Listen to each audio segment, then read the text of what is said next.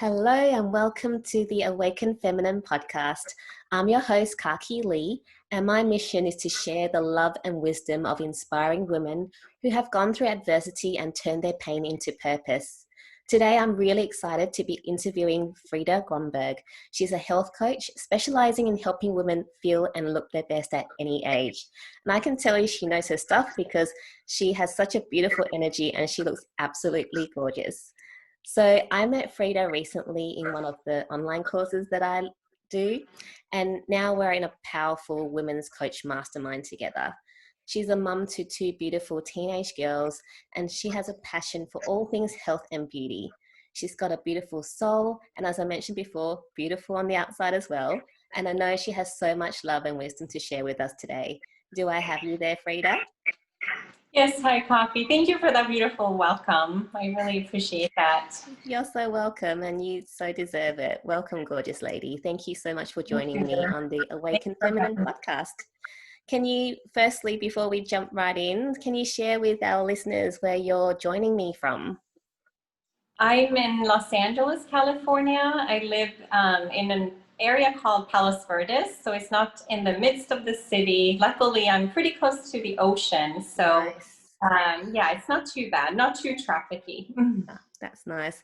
I went to Los Angeles, well, in 2013, and I say BC, so before kids, and I did a 5-week trip with my husband. So yeah, it's an interesting place. I'll just leave it at that. It's very busy, very, very busy. Yeah, Yeah.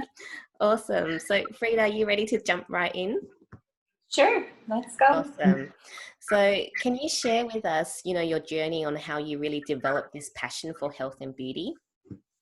Yeah, I think it definitely stems back to my childhood. I was born and raised in Sweden, and I was so fortunate to have a stepmom who cooked all our meals, and it was basically very clean living, no packaged processed foods. We lived in the farm country, so there was so many, access to fresh, seasonal fruits and vegetables year round. Yeah. So I really appreciate that living so much more now versus when I took it for granted as a child. Yeah. But I think it really has helped me have a strong immune system because as you're growing up and if you are built on a foundation of all those nutrients, I think it's so healthy compared to nowadays, like you say, for me living in Los Angeles and trying to balance everything with my kids, it's just really difficult because there's so much, like we're on the go.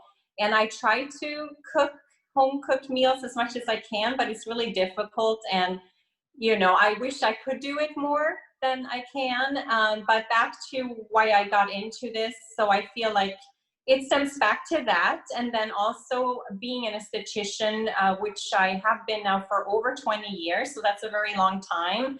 I realized that you can't fix all your skin issues topically.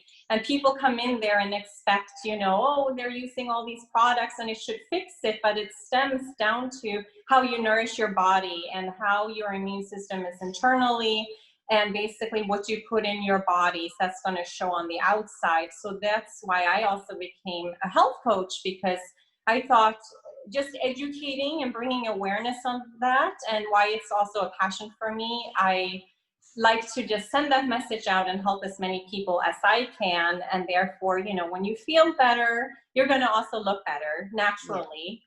Yeah, and that's so true because, I find obviously when I'm on the go and sometimes don't eat properly, my skin just goes to shit.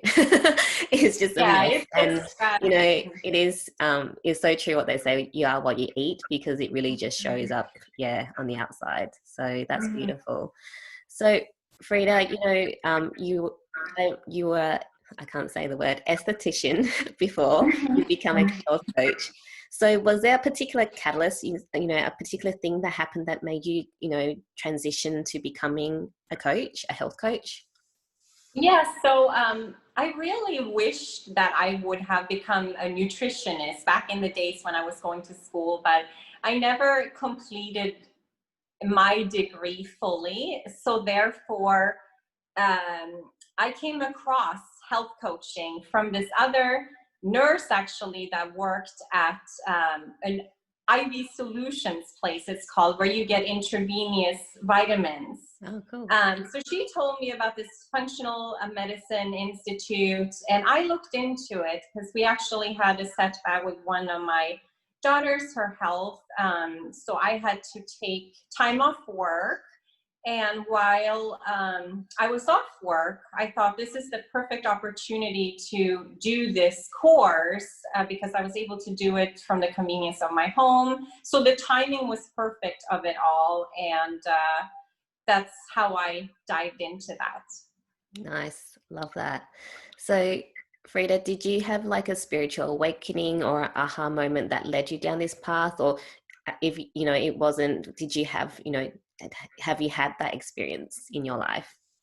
I think so, just because I feel like I've been through so much, and I've always dug deep about, finding my life's purpose. And first and foremost, I know being a mom, that's really my true life's purpose. But other than that, I was thinking like, what are my passions and what do I enjoy doing in life? So I think my aha moment just came because I was always drawn to a lot of spiritual things, but mostly so I think in the past 4 years, because I went through, a divorce, and I went through medical, health conditions with my family, and I just did a lot of inner self healing. And I've always been drawn to self-help books and just learning and growing and being curious about how I can better myself as a person. So all in all, I feel that a health coach is so much more than just educating people on, what you eat. It's all about having a balance, with mind, body, spirit, and how we live our daily lives. And you know all about that, Coffee. Yeah. But yeah, it is so true. Just, having that connection, mind, body, spirit. And, I'm the same. Before my journey, I was like on the go. There was no mind or spirit. It's probably just all body and working it to the ground. So totally get it. So having gone through everything that you've gone through, Frida, what is your personal mission nowadays? So what are you here on this earth to do? It's really to reach as many people as I can through sending that message with living a healthy lifestyle and never taking your health for granted, and to be proactive versus reactive, especially nowadays with everything going on, with what we have been faced with the pandemic. I think anything that we can do to strengthen and improve our immune system long term, it's going to really keep us healthier and make us be around on this earth longer. Yeah, I love that. And yeah, as you're saying, it's so important to build that, such a, strong immune system. And also to, as we're saying, it's mind, body, spirit, to build that resilience in our mind as well. Because a lot of times when things happen around us, we go into a flurry, get flustered, and it's really bringing everything back inside to have that calm and not be affected by the external circumstances. So that's really beautiful. So Frida, I want to go even more deep and personal with you now. Are you ready? I hope so. So I would love you to share with us like the most challenging experience you've been through that, really led to your biggest breakthrough. I think there's been so many. I don't know where you want me to start, but I mean, when I was little, I think also being,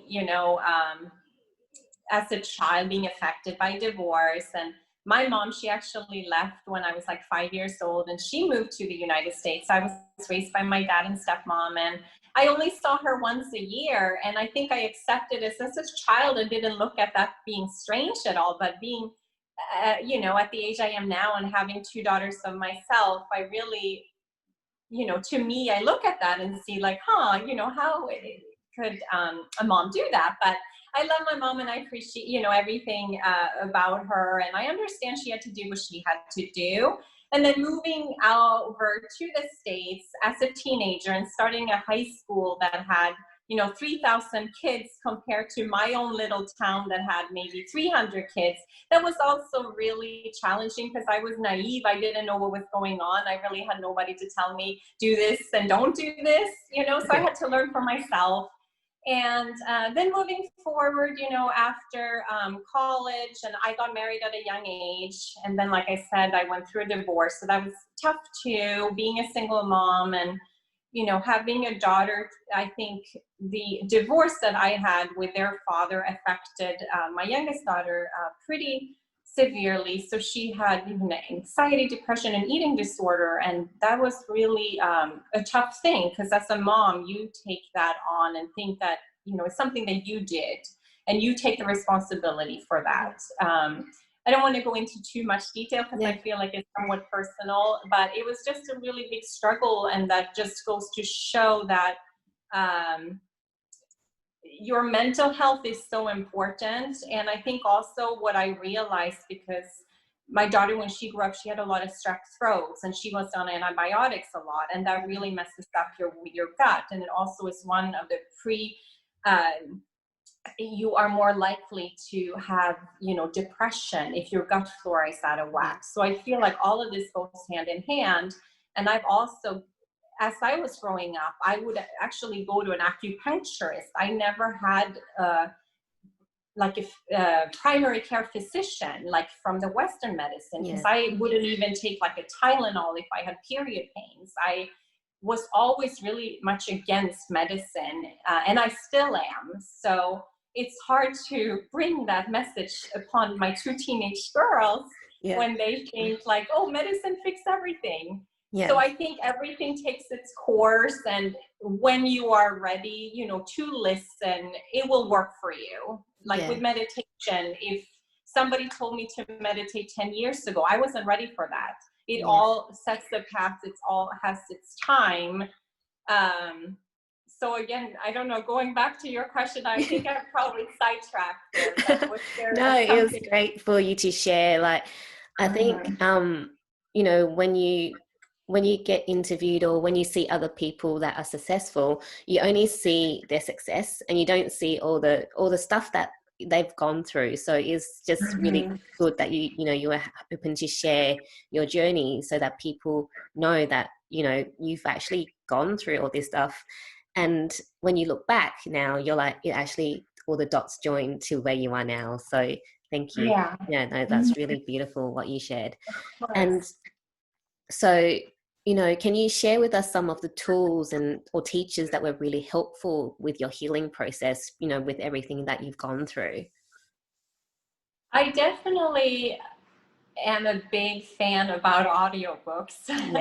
So since, being a busy mom and I'm always on the go, and when I'm home, I usually have stuff I need to do around the home. So I put on my headphones and I listen to whatever comes to mind. So for instance, Gabby Bernstein, I love her work, super attractive, super attractive, and the universe has your back. Like, I feel like it speaks to me and it pumps me up, and it definitely sets the tone for the day if I feel, down, or if I'm not at the right mental state.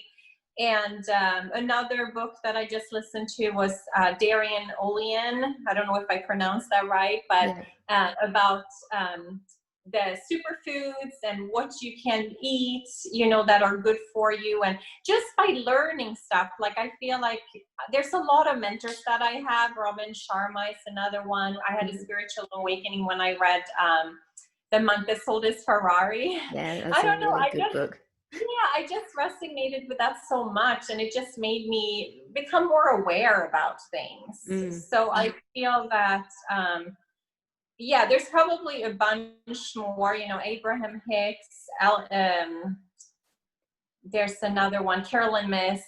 There's so many. Probably I should have had a list of them, but definitely, I'm all into that spiritual awakening and following your life's purpose. Yeah, audiobooks are so good. I was a book reader, and after kids, I just didn't have the time to read. And when I've discovered audiobooks, I'm like, this is like the best thing. I still prefer reading, but I just don't have the time. So yeah, it's so good.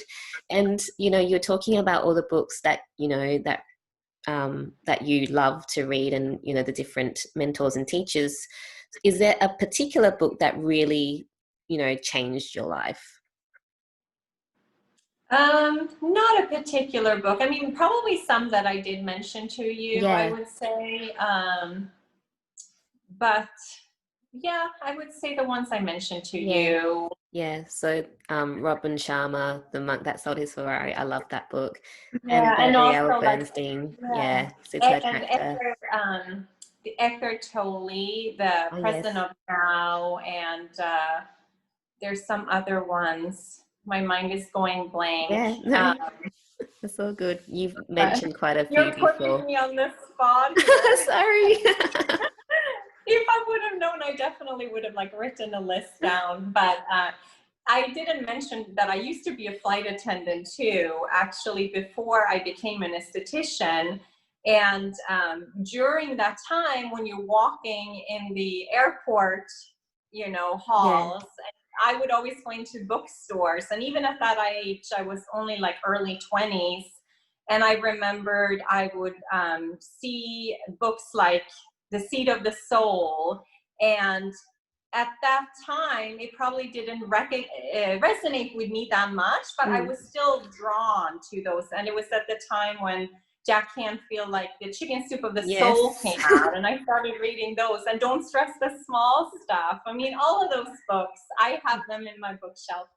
Um, and that was also one of the reasons when I was a flight attendant, everybody would compliment me on my skin because I was drinking so much water to not get dehydrated. Mm, And I had actually been on a journey prior to being a flight attendant when I was, I guess, in my late teens, where I had Accutane. I was on Accutane because I had mm, really severe acne. And that's what led me to the skin care, just because I could see, you know, what I could do to repair my skin and how I could take care of it internally and externally. So that was also a little side note how I got into skincare before a health coach. yeah. I remember you saying before that you don't believe in medicine, and you're talking to like a pharmacist here. Like before I became a coach, I'm a pharmacist, so I'm like it is quite funny. My journey, I've always had a bit of a hippie streak, so I do believe in Chinese medicine and acupuncture and all that, but obviously I don't really say that much with my pharmacy people because Yeah. and now like having gone through my journey, it's like yeah, like I'm really stepping away, you know, from, you know, the traditional Western medicine and going down the natural route. So it's Yeah. interesting, especially Accutane is just so bad for you. Yeah, it's very Yeah. damaging for your cells, and you in general. Like the side effects are just Yes. crazy. Yeah. I definitely needed a lot of repairing after that. Yeah, yeah. I Yeah. mean, it can cause fetal Miscarriage. malformations, you know, so you just like, you know, why are we putting that inside our body? It's just Yeah. crazy when you think about it. Yeah. Yeah. So having gone through everything that you've gone through, Frida, what is the greatest lesson you've ever learned?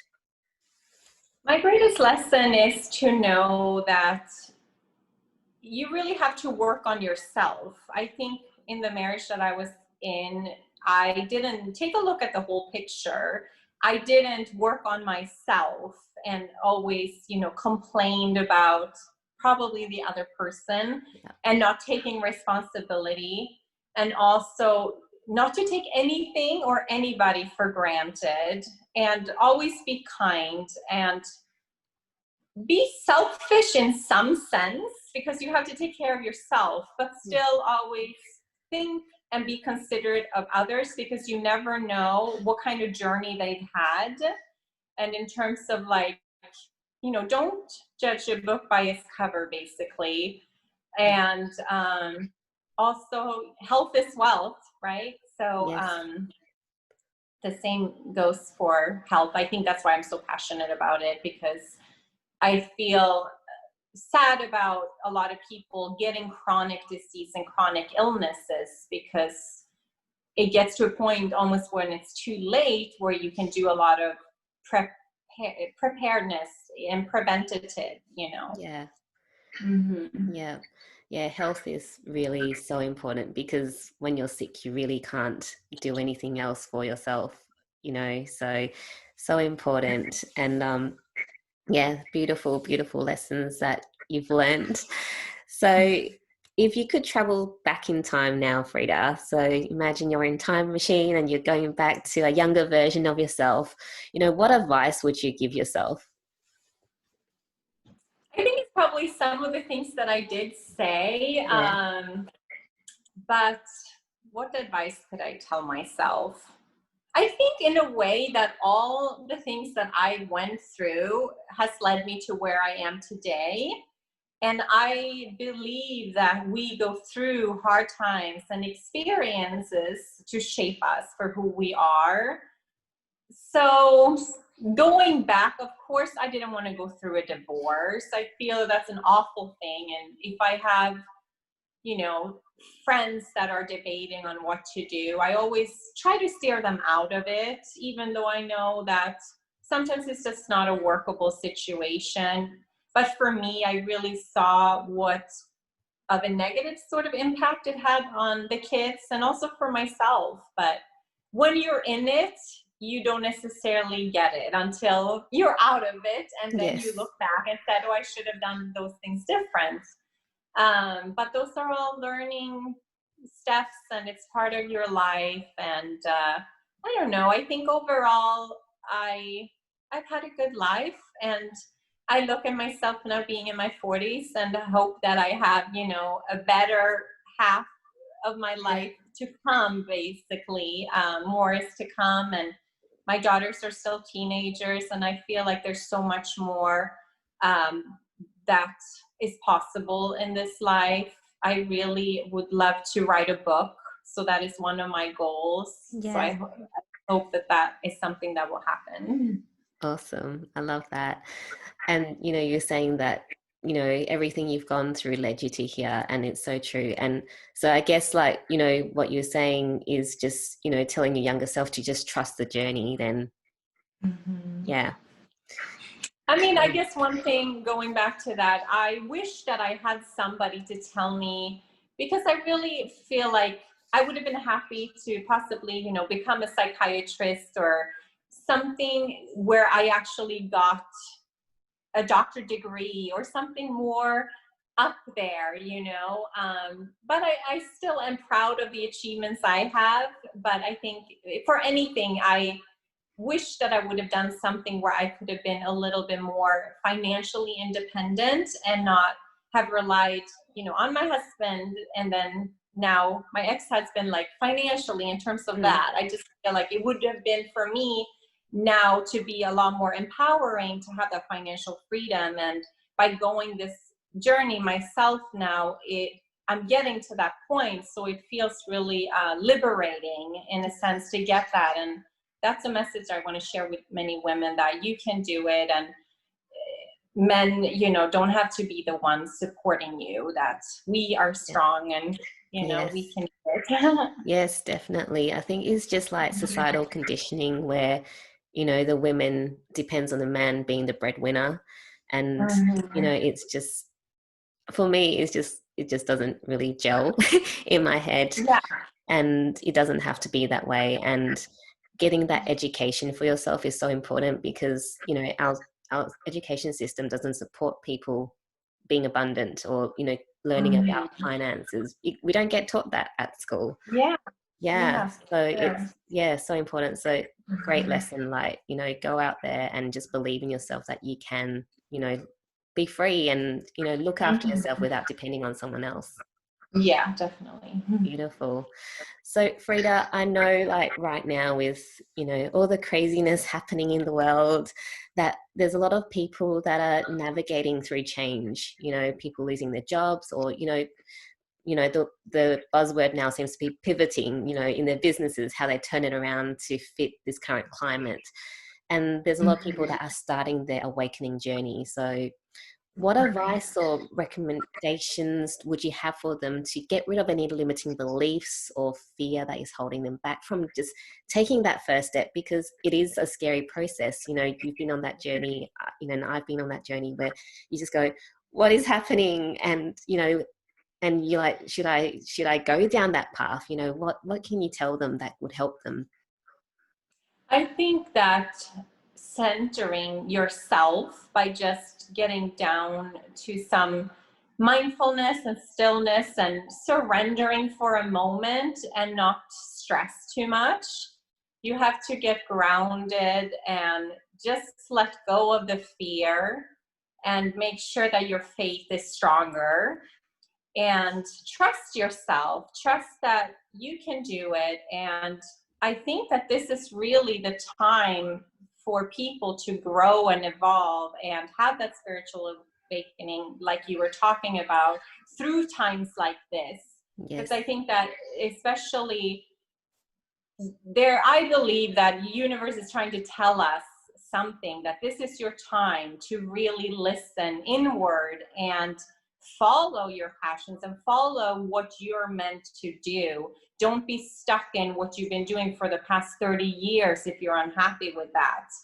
It's okay to not necessarily make all the money that you know think that you're supposed to. It's better to have peace within you and do something that you're really passionate about.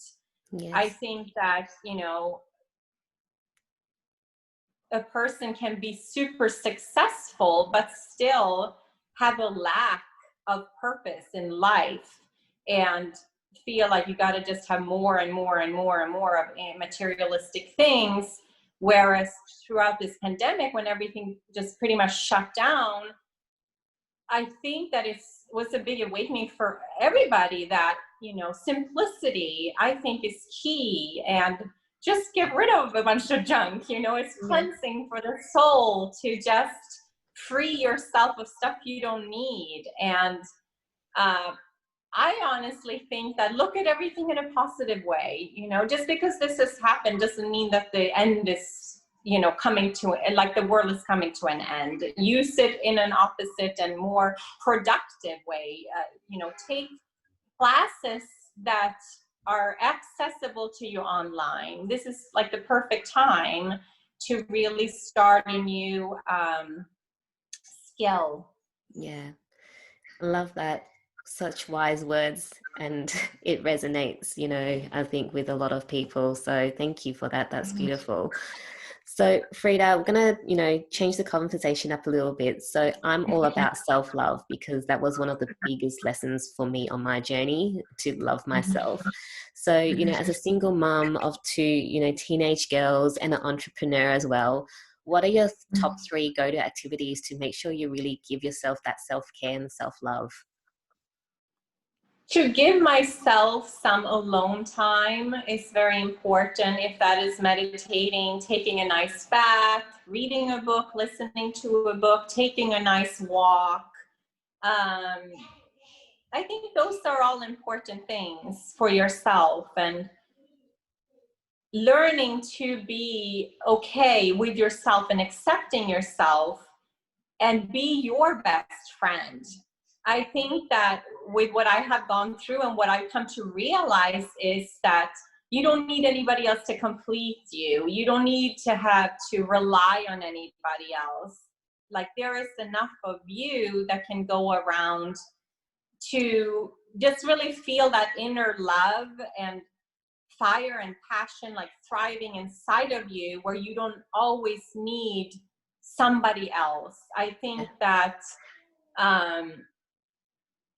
being alone is really important in terms of, I'm not saying like being alone and not being in a relationship. I was saying just being alone for a moment and have the quietness. Yeah. Because that's when you can really hear your mind, like kind of giving you signs or giving your messages to get out of a lot of background noise, I guess. Yes.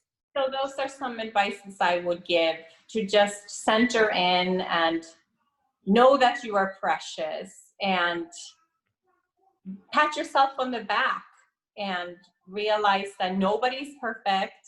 Everybody, I love the saying, like, you are perfectly imperfect, right? Yes.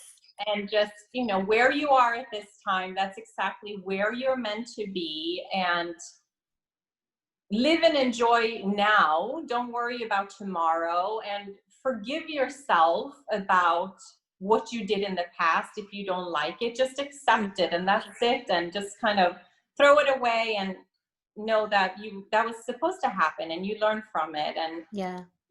have fun, and don't take life too serious. I think a lot of times I'm way too serious, and I just talked to a friend yesterday, and we're like, well, let's just have fun. Do something fun every day or every moment. Try to look at it as fun, Why not? Life is too short to be like so serious and strict all the time. Yep, exactly. Yeah. I love that. Thank you. So, Frida, I really just love what you have to offer to the world, but I'd really like to know right now, what is really setting your soul on fire? My passion for what I'm doing and how I'm able to reach so many people and change their lives and make a difference. Like, I just love that. I feel that I am where I'm at right now because this was the journey, like, that led up to it. So I feel passionate about my health and helping others. And of course, my two daughters, I mean, they're the love of my life, and I couldn't imagine a life without them. Yeah. So they're so, girls are so precious, like, when you have your kids. I love that. So, Frida, thank you so much for sharing your love and wisdom with us today. And if people want to find out more about, about you and how they can work with you, where should they go? So my website, nourishedbyfrida.com, and then my social platform is on Instagram, where it's basically Nourished by Frida, and those are the best places to find me. And I'll be happy to get in contact with lots of you that are curious and want to know more about what I'm doing. And I really appreciate this interview so much, Kaki. You're wonderful, and I love you, and thank you I for love you too. digging deep Beautiful. with me and putting me in the hot seat. Yeah, thank you so much for your time today, Frida. So I'll have all of Thank you. Frida's details and any recommended resources available in the show notes. And until next time, I love you, I believe in you, and you are worth taking that first step to the life of your dreams. Bye, everyone. Thank you so much. Bye.